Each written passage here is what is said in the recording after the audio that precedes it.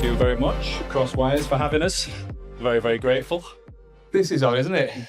We usually do this in my front room. So every Tuesday, I'll convert the front room into a podcast studio, which my missus absolutely loves, especially when I don't clean up after myself.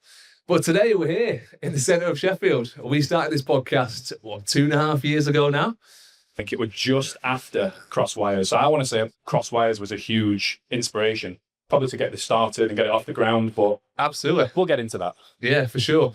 And we started this because we had just some funny stories about the fitness industry, about being dads, things that happen that you're like, this is a story that is worth sharing. But as a dad, you don't really kind of have anyone to chat to mainly about this stuff. So I found Brad, and now I rant to him once a week on the podcast, which is good.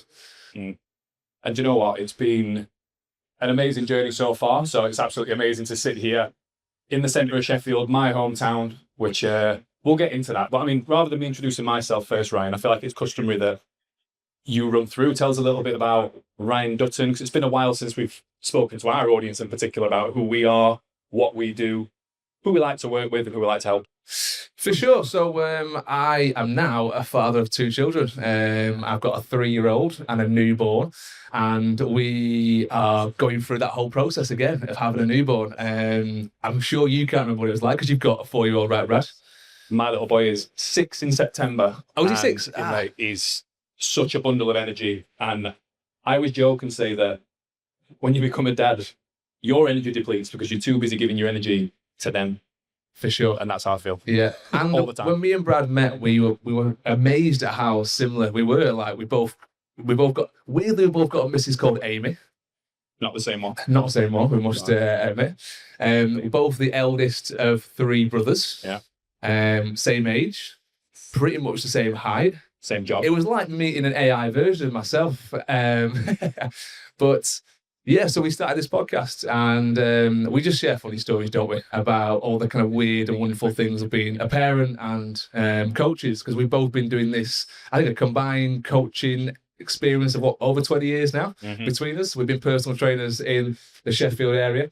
And yeah, we just love what we do. We love sharing information. We think there's a massive untapped market in parents having information around being in shape.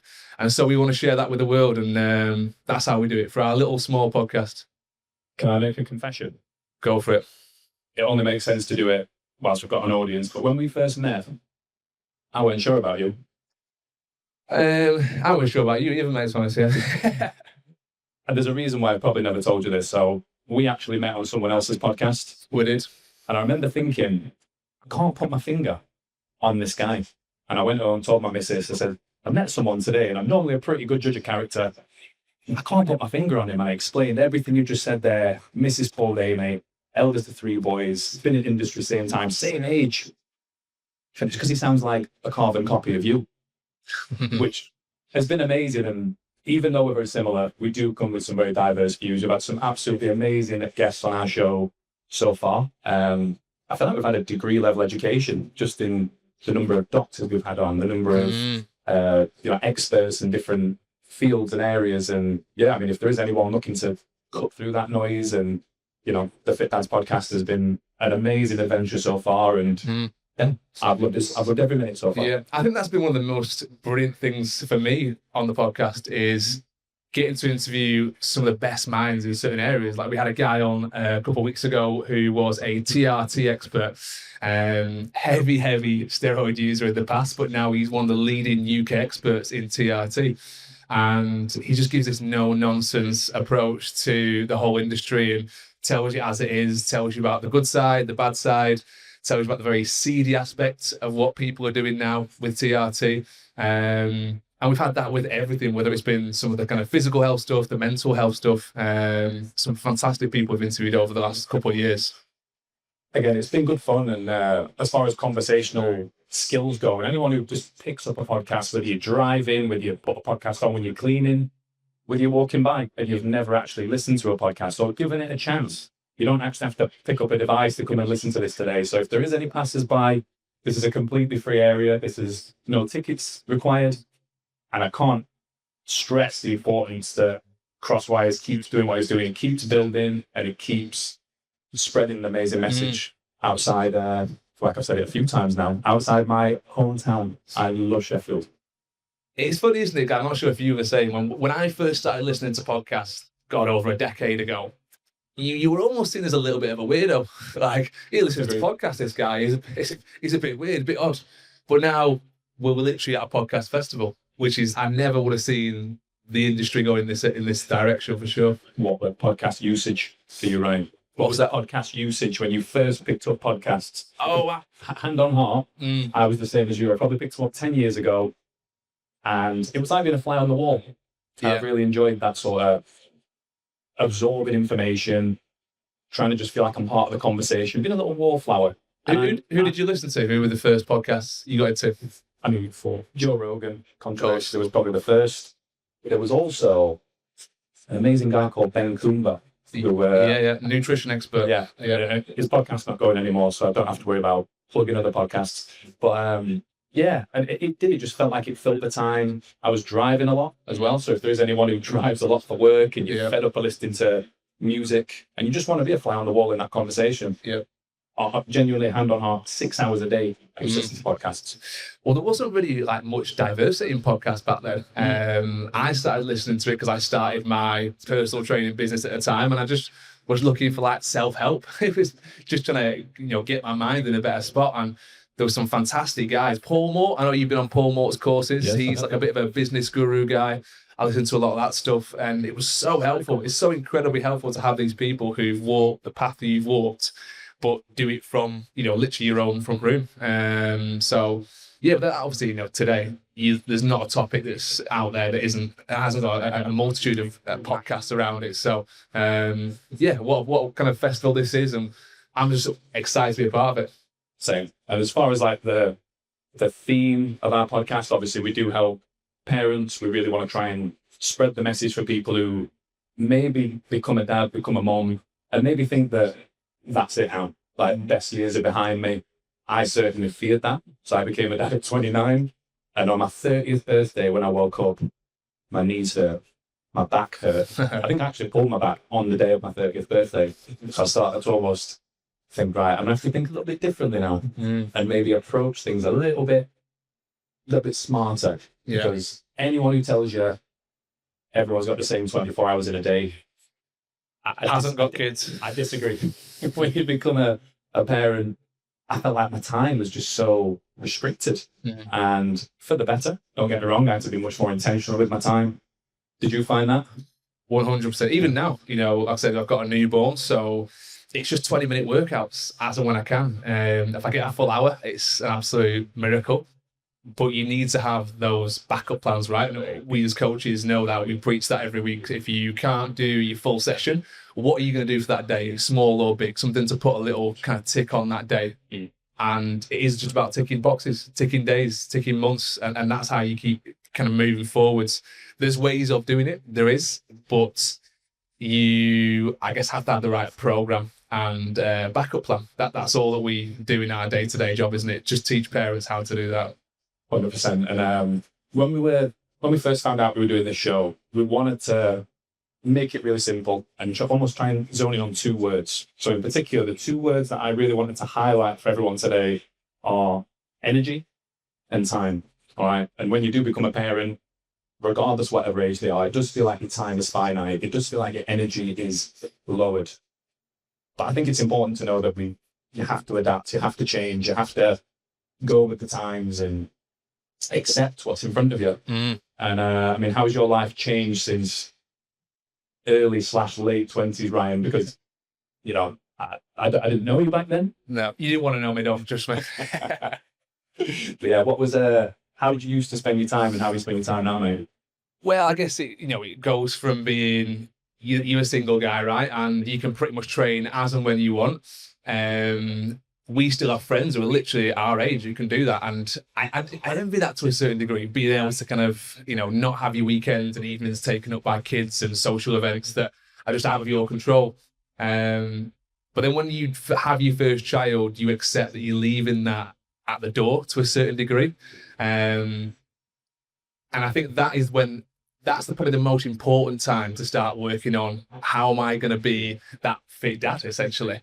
We're in a very privileged position. We get that because we do this as our day jobs, right? So we help other people and have helped other people for many, many years to stay in shape while they're being parents, while they've got busy jobs and lives. But it's easier said than done, isn't it? You know, when you're in that position and you've got your first one, it's hard to put all those things into action. This past week has been a real prime example because I know for me, when I'm in a really good routine week to week, my energy is actually really high. I get that response from my body. It's like, you know, you're moving more, you're training lots. This last week, because my sleep's not been as good, because I've not moved as much, because I've not got off the sofa as much, because I'm holding this little baby, my energy's lower. My cognitive abilities dropped. I think it's tricky, and you've got to.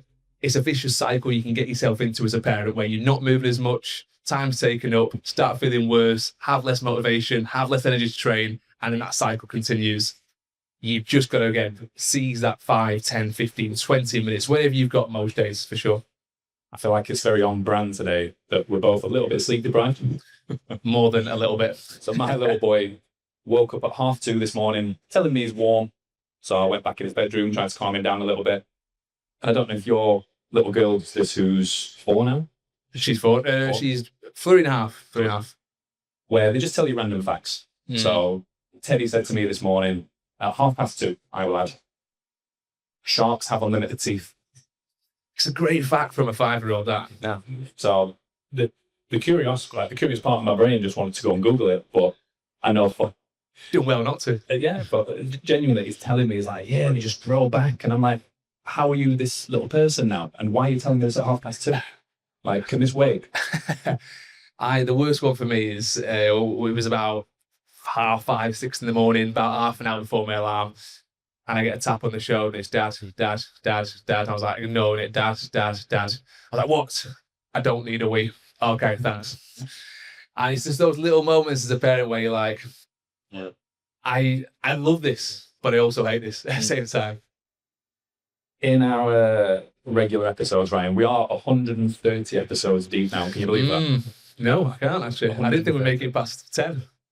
I mean, what are the facts about podcasts? I mean, you could probably, we know it just from looking into it and of having a podcast, but they're not good, are they?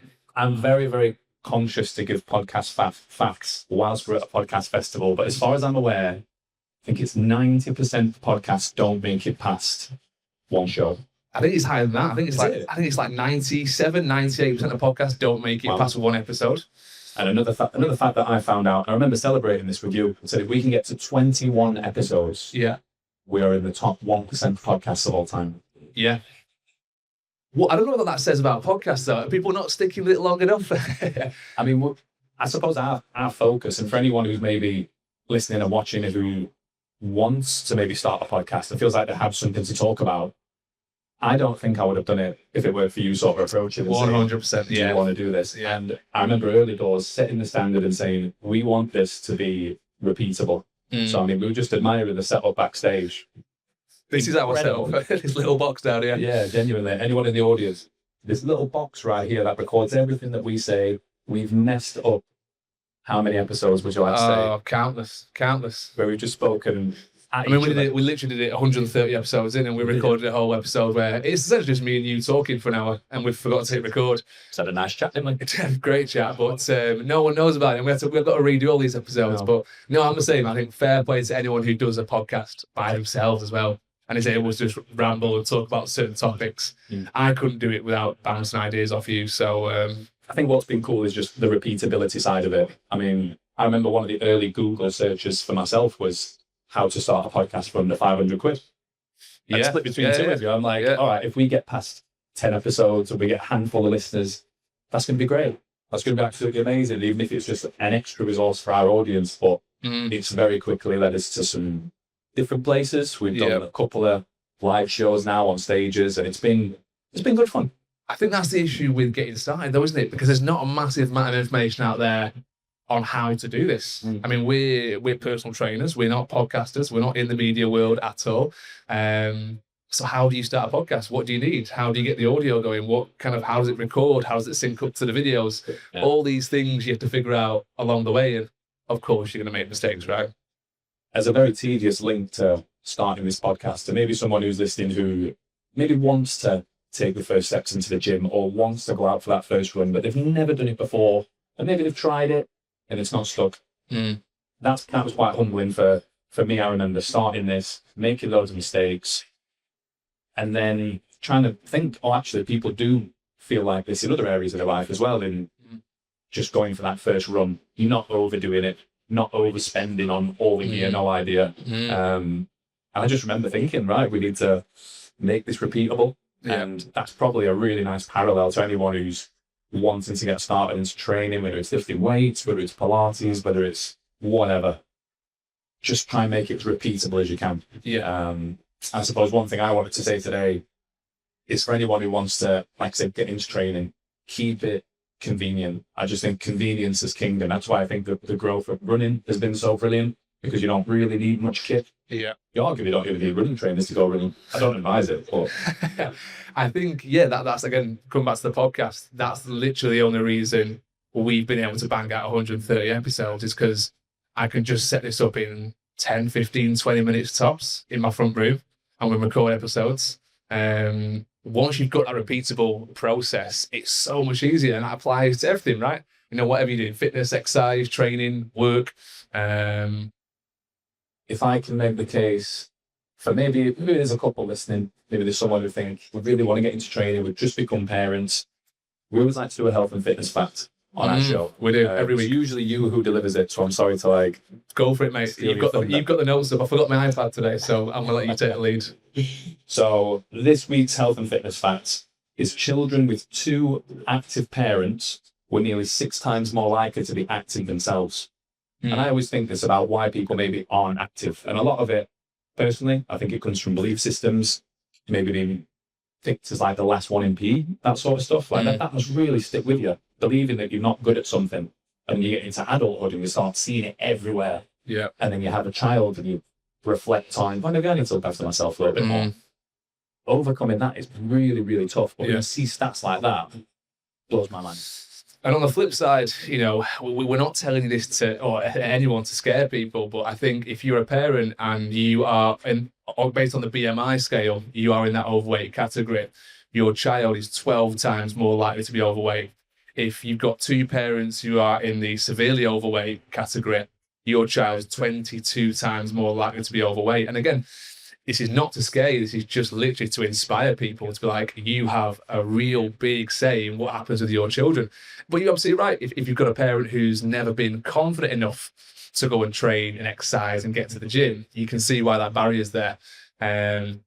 But there's so many things out there to do now, isn't there? Like there's run clubs, there's classes at the gym, fitness and health and training has never been more accessible than it is right now. 100%. I used to be the general manager of a gym, and we once did a gym member survey, and one of the top 3 reasons, I think it was actually number 2, the second most popular reason why people trained wasn't to do it for how they look. It wasn't to get stronger. It wasn't to pick up girls. It was for their mental health. Yeah. And I just think there's so many benefits to that, just to keep yourself not just sane, but able to thrive and perform at work and everything that comes with it. And again, just to be, I suppose, present, because when you are not just sweating, but when you're having to focus on what your body's doing, you can't think about that deadline at work. You are focusing on the here and now, what you're doing. And that's probably the biggest, the most boiled down reason why I think a lot of people should push themselves a little bit. Just go for that. Even if it's that belief system where you think, I was the last picked in PE. It doesn't have to be that way. You're not 7 or 8 years old anymore.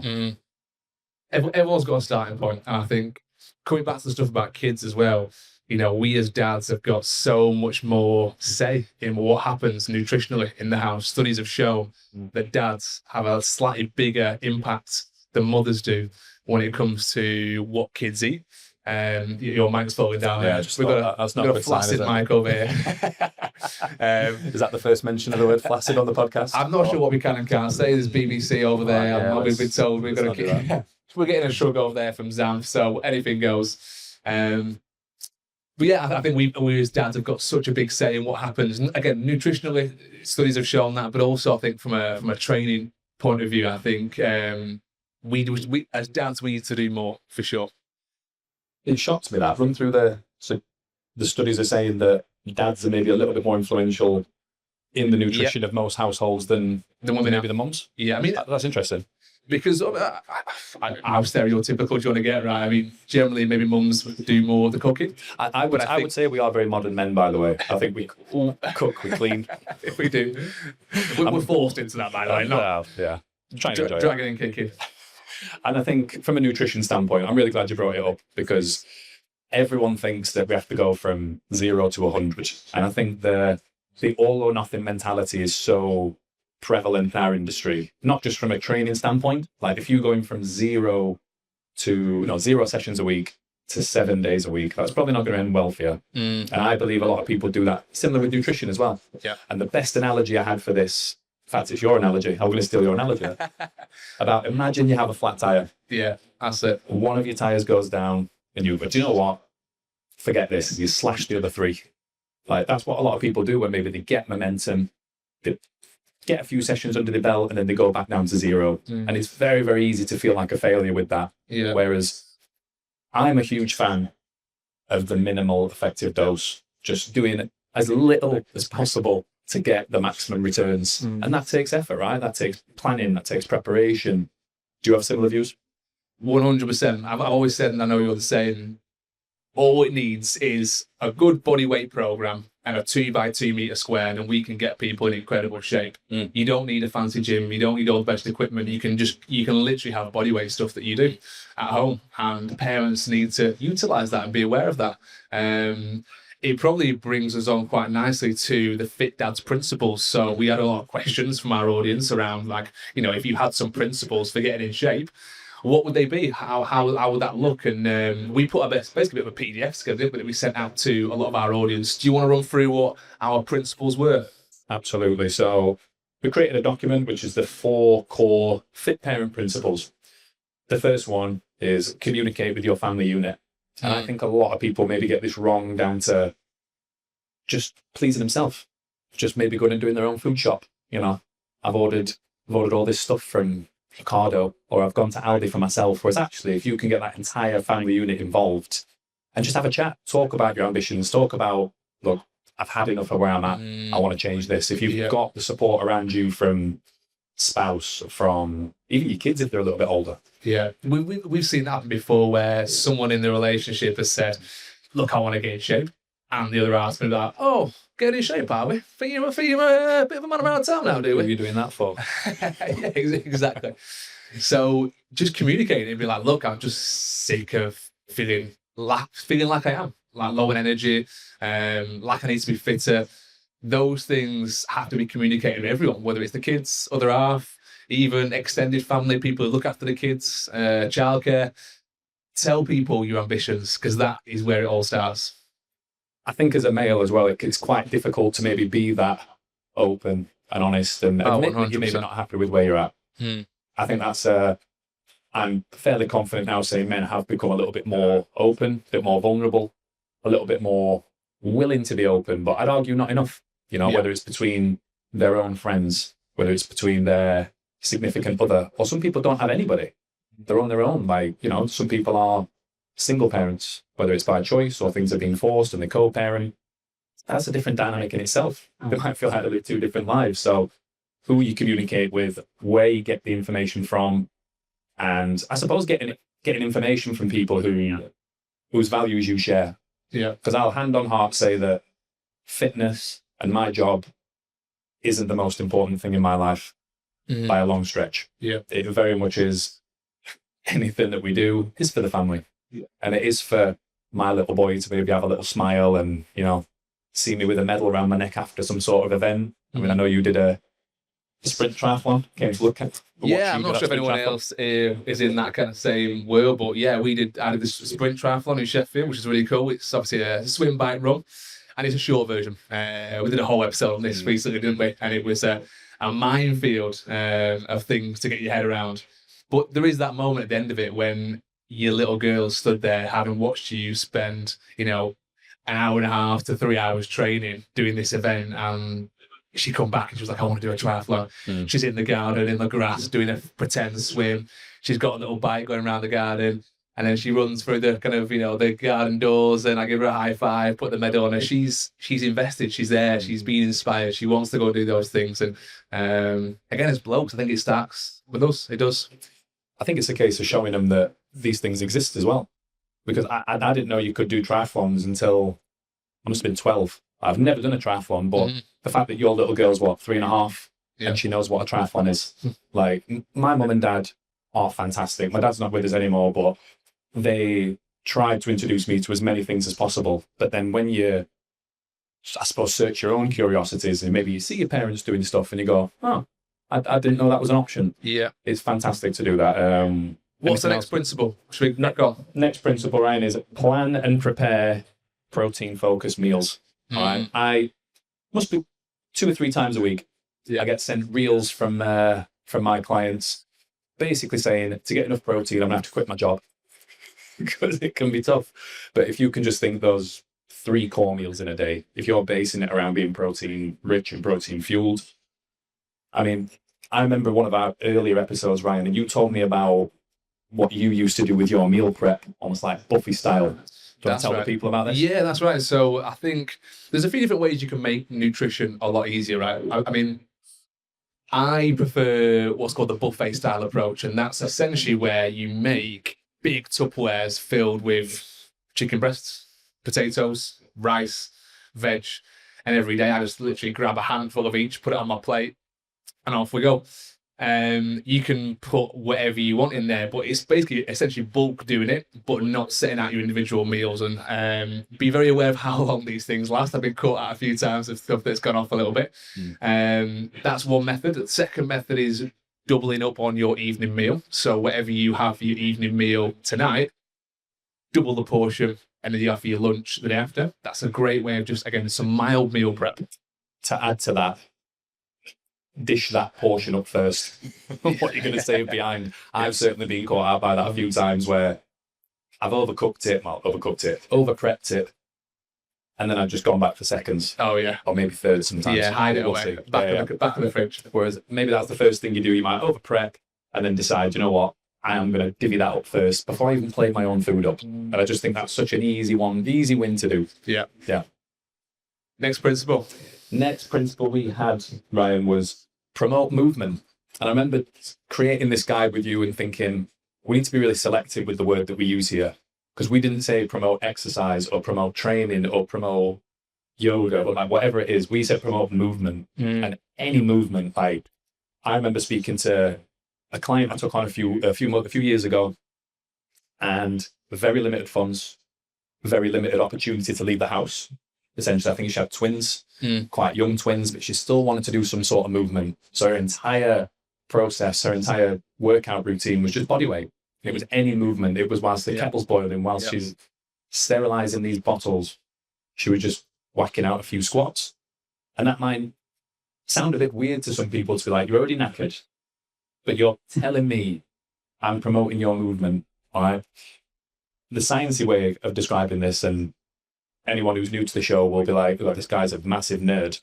But the science behind this is more something called mitochondrial charging, all right? So energy can't be created or destroyed, it can only be transferred. So when we actually move, every single cell in our body almost charges up, all right? There is a reason why if you stand up from your desk and you go for a walk, when you sit back down, ready to work again, you've probably got a little bit more energy, which is weird, right? Because you're just giving energy to get energy. That's exactly how it works.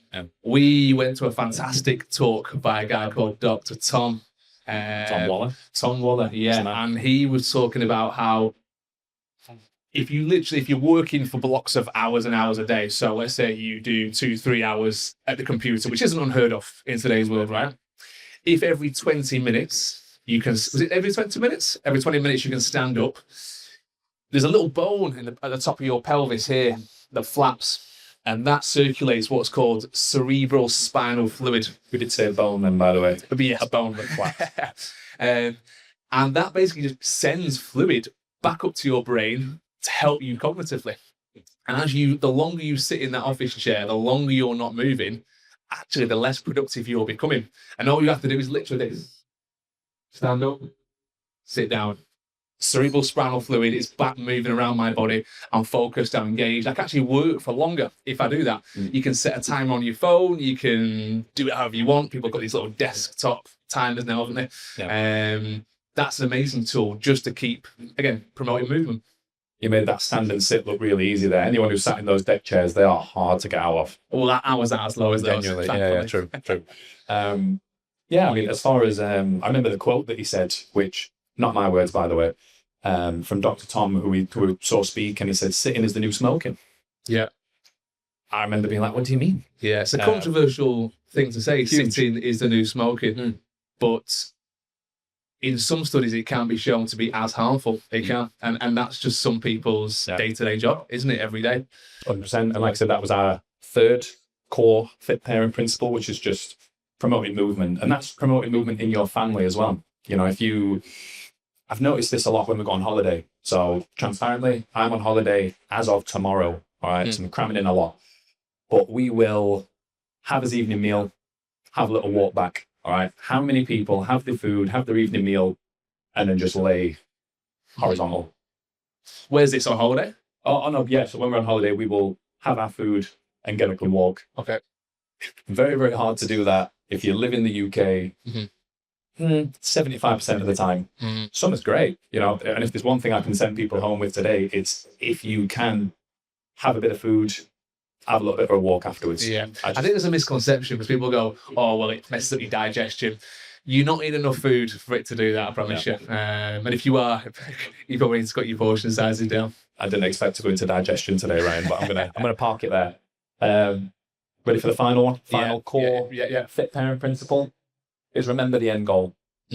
And when we first, probably about midway through the episodes, I reckon it was probably episode 70 or episode 60, I remember having this idea, which is, can we boil down people's parenting experience into a few simple words? And we began asking all of his guests, can you describe your parenting experience in 3 words? One of my favourite answers, annoyingly I can't remember who said it, but they said example, example, example. And everything is just, you can tell your kids to do anything, you can scream at them to do anything, but they, more often than not, they will do what they see consistently. And I just think that example is so important. So monkey see, monkey do, right? So let's get the little monkeys doing exactly what we do. I mean, we've spoken about it so many times, but how much are we amazed at how the little ones pick up on what we do and what we say? They'll regurgitate things to you months later that you've said, and you're like, damn it, I wish they hadn't picked up on that. So they're getting the good, they're getting the bad, and they're getting the ugly. So then you're never going to protect them from everything that they see and do that you, unfortunately, you know, we're not perfect human beings, and they won't be either, but can we just make it so there's more good in there than bad? And I think remembering the end goal with parenthood and with your own fitness efforts, I'm hoping it's to encourage people to actually have those core values set in them. So when they do come across, I mean, we're seeing at the moment, right, with my little boy, his first year at school, and all this lovely work we've done about using your manners and speaking really nice and being kind to people. He spent 9 months with other kids who maybe aren't like that. And he's absorbing it. And I'm like, oh, great. But he'll keep coming back to those core values, what we respect, what we understand. There will be bumps along the way, I guarantee. But the end goal, and I'm sorry to go all soppy on you here, I would love for my boy to be better than me in every single way, like happier than me, stronger than me, more successful than what I am. I can't say that about anybody else in the world. No one. Yeah. That's the ultimate goal of it, isn't it? To have your children just be better than you in every way. And as far as, I suppose, the end goal actually goes, you know, that's something we do in our industry where we look at what someone wants to achieve and then we reverse engineer it. So for context, when we sit down with someone and they say, right, I want to run a 10K in this time, we'll work backwards. We'll figure out where they are. We'll meet them where they're at. And then we'll set training blocks as it needs to be. So the way that, if I compare that to parenting, the way that we parent now isn't going to be the same when they're teenagers. No chance. I think I'm dreading that a little bit. I'm hoping they can lead the way a little bit, to honestly. I mean, it all starts now, right? I post pictures on my social media every now and again of Harlow doing deadlifts and pull-ups, and she's only 3 years old. She doesn't need to do those things, but it's just coaching her that those movements are normal. They're not for just adults. They're not for teenagers. You can start those things whenever you want. And again, this is why I bring it to the triathlons. This is why I bring it to the High Roxes. This is why I bring it to any event that I do, running. I wanted to see those things and know that it's normal. I think that's the key. Again, like I said, just introducing your young ones to as much interest as possible. Like the fact that, I mean, if anybody's got kids here today at Cross Wires, like what an amazing experience for people at Sheffield. And yeah, I know you're, would you call it a Sheffield resettler? Well, I'm from Manchester originally, so I've been welcomed to this city. I've been living here since I was 19. So what's that? 16 years? Yeah. 16 years now, yeah. Just so we can get some brownie points for the lovely people of Sheffield. What made you stick around? Well, did you know that Sheffield has the highest retention of students? So more students than anywhere else in the country come here to learn, end up staying. And I'm in that bracket. I think it's a great city. It's very easily accessible. We're so close to the Peak District. Transport around here is fantastic compared to Manchester. I do love it. I think it's a nice enough size that you don't feel too overwhelmed by being in a huge city like Manchester, Sheffield, London. That's why I love it. And I'm very biased. I grew up in Woodhouse, S13, for anyone who's curious.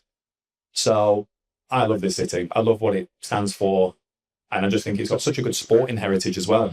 Like, we regularly take my little boy to the EIS, the indoor athletics arena, and he loves it. And I just think the opportunities that we have, we host, we've got the world's oldest football club in Sheffield FC. Yeah. We've got an amazing football team. Yeah, boxing. Massive city for boxing. I'm glad you didn't pick up on the one amazing football team we've got. But yeah, again, just the heritage, the sporting heritage, showing kids that, look, this is what you can get involved in, and you can actually enjoy it. Saw a stat the other week, which was, I think if we're trying to learn a new skill, or if a child's trying to learn a new skill and they're doing it just by repetition alone, it might take them 3,000 attempts to get really good at it. But as soon as you turn it into play, it happens 6 times faster. They cement their learning 6 times faster. Yeah. I think we lose that a lot as adults. I think we forget how to play. 100%. I mean, that's why people hate the gym. Yep. Because it's not play. You go in there to do something quite serious. And I think you're probably in quite a unique category. If you enjoy going to the gym and enjoy pushing weights backwards and forwards on a machine and doing quite, I guess, what you could call basic movements, you're in quite a unique category there. And again, sports, I think that's why sports as adults, it shouldn't be seen as weird and unusual. I saw a stat the other day, which is 17% of the UK population hold a gym membership. 10% of females train, as in lift weights. So we're in a bit of a bubble. Genuinely, we see it every single day. Yeah. And it's somewhat normalized for us. So I probably want to reflect on how we got started in the gym environment. I feel like our experiences are very different because I don't mind sharing mine first. Yeah, go for it. Yeah. I know a little bit about yours. So I was 16 and I went to a somewhat seedy backstreet bodybuilding style gym. The best ones. The best ones. That's where we all cut his teeth. And I just had a terrible experience, you know. I looked like this, but somehow even more slender. And yeah, it felt really out of place. In my head, people who went to the gym were meatheads. Like, you had to look a certain way to make a career out of it. And just the way you're almost spoken down to sometimes was... Do you feel that in the gyms you went to, the bodybuilding gyms, you felt like the spit and sawdust gyms? That one in particular. Really? Yeah. I just had a pretty shoddy experience with it. Because usually those kind of gyms are the ones that are actually quite welcoming. They're really into that industry and they're really into... You didn't know me at 16. I had an attitude. Did you? But, yeah, and I just think I don't know, some people hold on to that first experience that they have. Maybe they do have a shoddy experience. They might even fall over, embarrass themselves, and they hold on to that. And that's maybe where they associate their experience of the gym and exercise and just decide outright that it's not for them, which is a shame. It's a huge shame. But yeah, I relate to that. Even this, like sitting on stage right now and talking in front of people, Now, when I was at university, I hated public speaking. Couldn't stand it. I used to go red. I had to have my paper here like this, and I'd be shaking. I'm sure everyone can relate, right? And this, if you told me at like 20 years old, you were doing this at 35, I'd be like, no chance. No, I wouldn't even get on that stage. No. But you just do enough things to go against what your perception of yourself is telling you. We see this again in our industry and the fitness side of things all the time. People who are really nervous around exercise, training, fitness, there's something somewhere in their past they've been through. It's been quite traumatic, whether it is teenage years, whether it's in the 20s, whether it is just a belief they've told themselves that they've never really moved much, so I must be crap at this. We have to re-engineer this, and it's a really emotional journey for a lot of people, isn't it? And we see the tears, we see the emotions come out, and we also wouldn't be doing our job right if we were pushing the boundaries in what we do as well. And I think what people probably get wrong about our space is that doing what we do, we don't want people to rely on us all their life. Like our entire ambition is to take someone from where they're at, and then graduate them and almost say, like, look, you can do this on your own. Like, there might be certain endeavors, like I know we spoke about your triathlon. There might be a time where you say, I need some help with this, and that's fine. But if you can identify what you need to know, because I strongly believe that there's never been more information available, especially with AI, as soon as the internet came into existence. So a lack of information isn't the problem anymore. That can sometimes muddy the waters, and we know that, right? So how many times do people come to us and say, like, I read this thing about creatine, TRT, HRT. I've saw this new fitness watch. I've seen these new trainers. I've read about this training program. This influencer's doing this. There is so much information out there, but again, I don't think that helps. I actually think that makes things even worse for a lot of people in terms of, because there's the contradicting information everywhere you turn. When you look into something, you'll find one article promoting it, one article, essentially pulling it apart. Yeah. And if anyone has got any questions after this, we're probably going to answer with, well, it depends. And usually that's where I think our industry is misunderstood. Anyone who speaks in absolutes, it's never that simple, right? It's never that simple. We are always probing for questions. And I think you should be curious, though. I think I encourage my clients to be curious, ask questions, ask me as many questions as you want. Because I think as soon as you start becoming curious, you start accepting things. And, there was actually a podcast I listened to this morning, and they were talking about happiness in later life. And a lot of it is related to curiosity, believe it or not. Because when you get older, you start thinking you know it all. And we all know those cynical old people who just sit there and go, I know everything. And I think when you start asking questions and becoming curious, that's when you start becoming unhappy. According to this podcast, I literally listened to it this morning. I've noticed a theme as well, which is, I saw a quote, which is more the thing that made you a bit weird as a kid is probably what will make you quite interested as an adult. And I'm really, really keen to sort of promote people to explore that weirdness.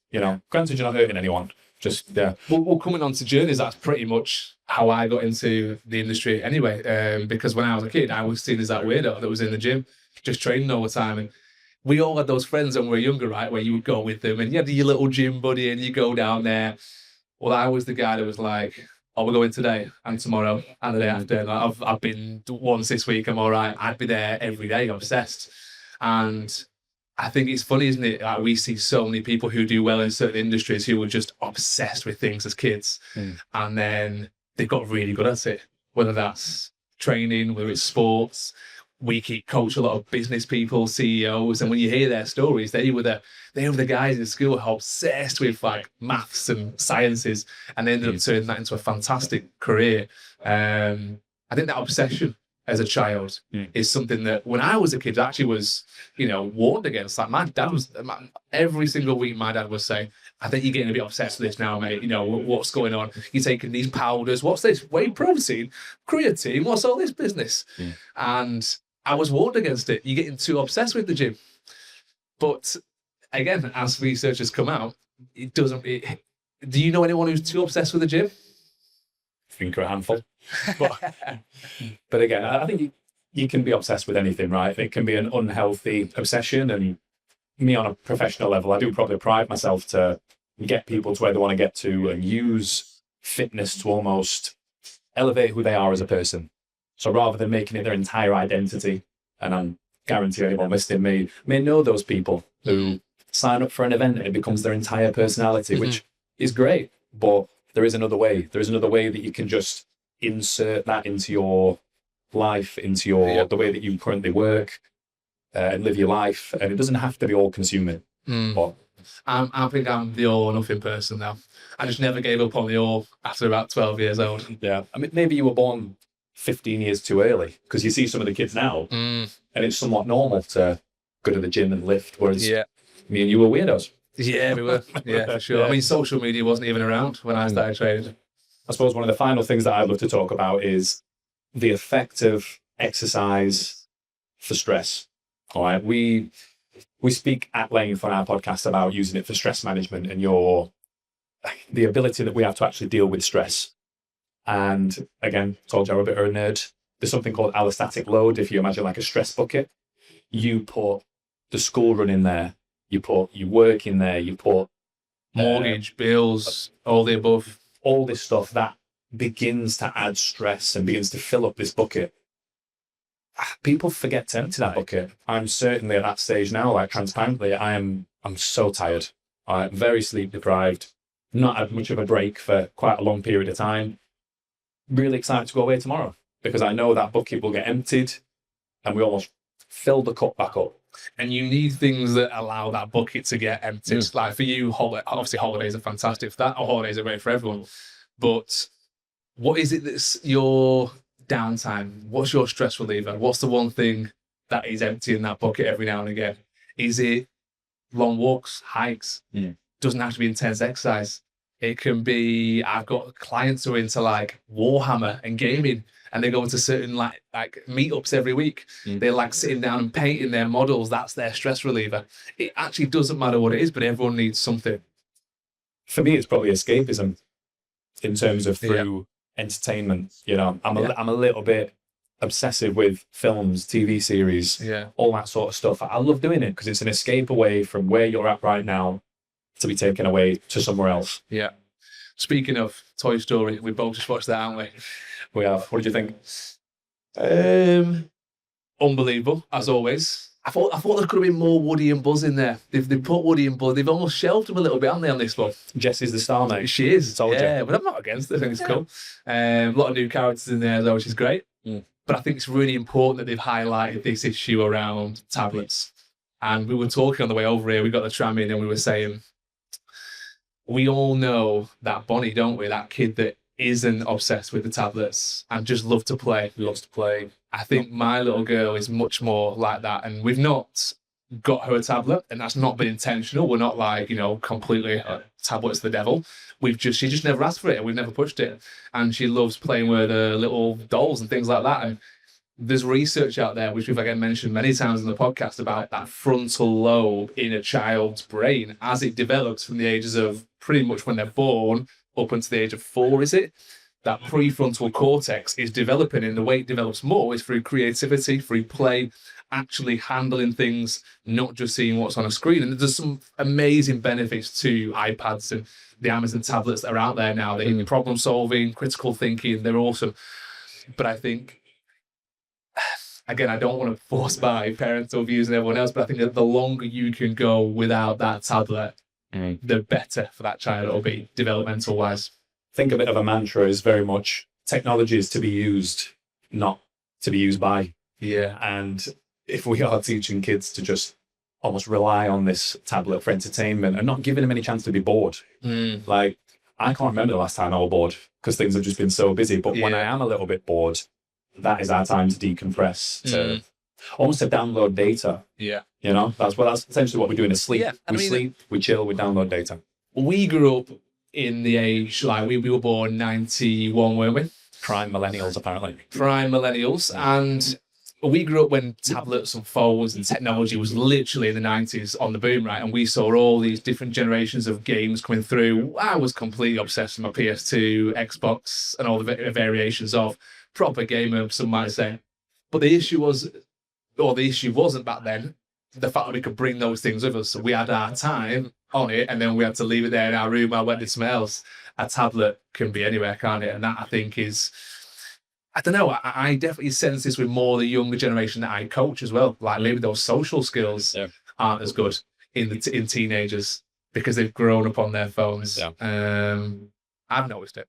I think that's the hard bit. Like, we have the benefit of data now. You know, there's a generation gone by who, they were the guinea pig generation, right? They've grown up on technology. We now see some good, some bad.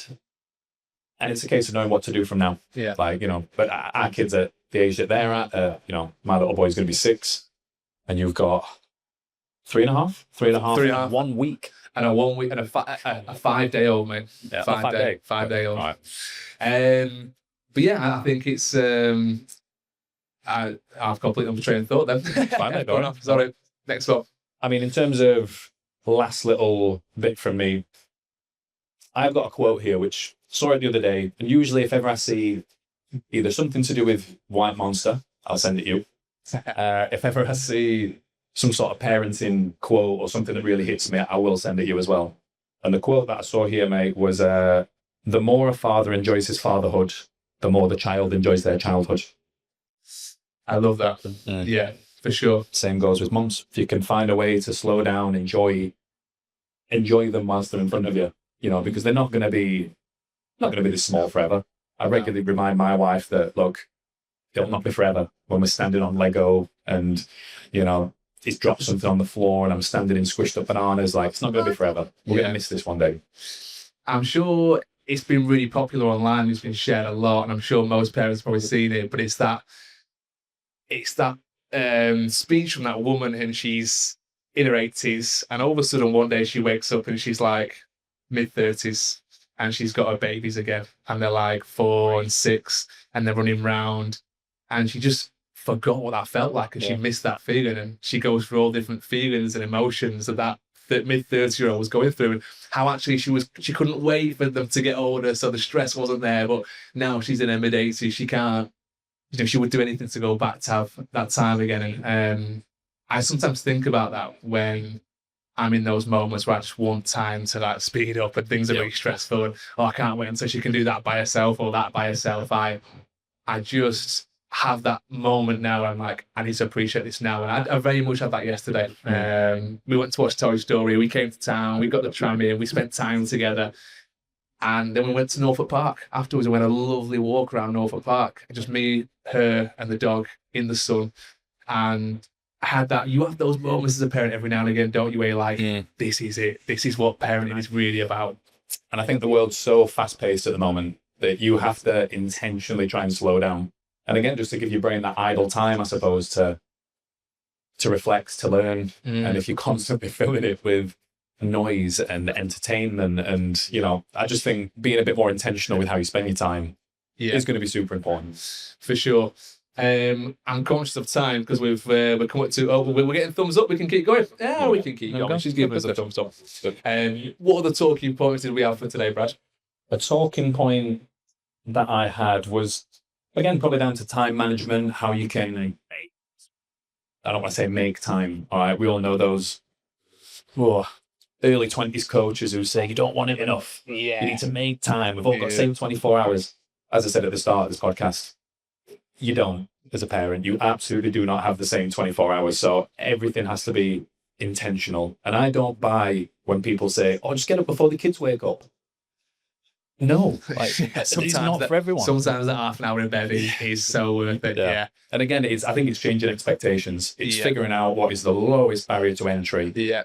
And figuring out how you can even layer it onto what you're going to do. If you're stood making a brew, can we get a little bit of movement in whilst the kettle's boiling? Whilst our coffee machine is pouring your drink? I think the best time I've always found this is when the kids go to bed. It really is. And it doesn't matter how tired you are after a long day, just literally get it. We've got some nods down there. That's your golden hour. That whatever it is, whether it's an hour, 2 hours, that moment you've got to really utilize. And don't get me wrong, sometimes it goes tits up and you can't do it. You have to maybe even get the kids involved. Let's say the kids aren't there. What better way than to wear the kids out for before bed than going, Mummy's doing some squats now, so jump in with Mummy and we're going to go and do this, or we're going to run up and down the stairs a few times. some of the programs I write for people around the house are just ridiculous. It's like stepping on the first step for a minute or both legs. It's upstairs on a certain cabinet so you can do some push-ups. I've got them all running around the house doing these exercises. And if you can get your kids involved doing that, that's going to wear them out. You'll probably see this now with your little boy who's 5 days old as we speak. But my wife sent me a reel the other day, which is young boys probably need to be raised like free-range chickens. Loads of space, get them outside, let them run riot. And again, you'll see this, mate, a couple of years' time. My little boy's obsessed with collecting sticks and rocks. Harlow's a stick person as well, actually. Yeah, All right. she's actually started, on the way home from our walk, she started putting them in a little pile. And she calls it a stick pile. She goes, "No, check out my stick pile." She runs to the bushes. She's got this little pile of sticks she's making. I'm worried she'll make a bonfire one day. half the estate will be up. My boy seems to collect sticks anywhere we go. It's like, can I bring this one home? He's got a stick in the garden that we call King Stick. King stick. It looks like a sword. Oh, okay. It's a great like stick. Gandalf's staff. You shall not pass. Oh, no. You're like handle, but it's got like two bits either side. I like that. It's like a lightsaber. It's amazing. The one. Yeah. But no, I mean, as far as time goes, we all have very finite time. You know, I feel like a lot of what is going on right now is every hour needs to be filled. And maybe that could be a millennial mindset that me and you were in, where every single minute has to be filled with something productive, or we have to be moving forwards. If you stop, you might feel like a bit of a failure. So you have to keep busy. Any time to yourself is selfish. We know that's not the case. We know it's a cheesy analogy, but the oxygen mask on a plane, right? You have to put that on first before you can help anyone else. Yeah. We spoke about this, I think, a lot more in the earlier episodes when our kids were a bit younger, but that parent guilt, that feeling of guilt of not spending time with your kids. And, you know, I know a lot of parents are very present and very in the moment, and they're very cognizant of, you know, spending that quality time with the kids. But I'd argue to say it's more selfish if you're not focusing on you as well. And if they're going to be inspired, if they're going to be taking things away from what you're doing and replicating that, when are you showing that? When's that happening? What part of the week is that in? Bit of a side note, but I probably want to remind people that it is never too late. Like, I was talking to someone about it this morning at work, where the human body is incredibly adaptive. Incredibly adaptive. If you've not done something before, your brain and your body will adapt without you even thinking about it, if you do it consistently enough. Yeah. So I started working with a guy about a year ago. He's my oldest client. I'll not drop his name in, but he's 86 years old. Wow. And he's incredible. Wow. And he's doing stuff that he believed he'd never do. You know, pain's been reduced, and don't get me wrong, we're not pulling up trees, but he's developing and he's changing, and you're just never too old. He's almost doing it in spite of where we're at right now. We spoke about my 3-year-old deadlifting. We spoke about, you know, your 86-year-old client. There's a spectrum along that age range, and it's never too late for sure. But and that's a great way to end it. We're getting some nods and we're getting some thumbs up. So we'll end it there, guys. We always end with a little bit of a tradition of saying, thank you for joining us on the Fit Dads podcast. We'll see you on the next one. See you soon.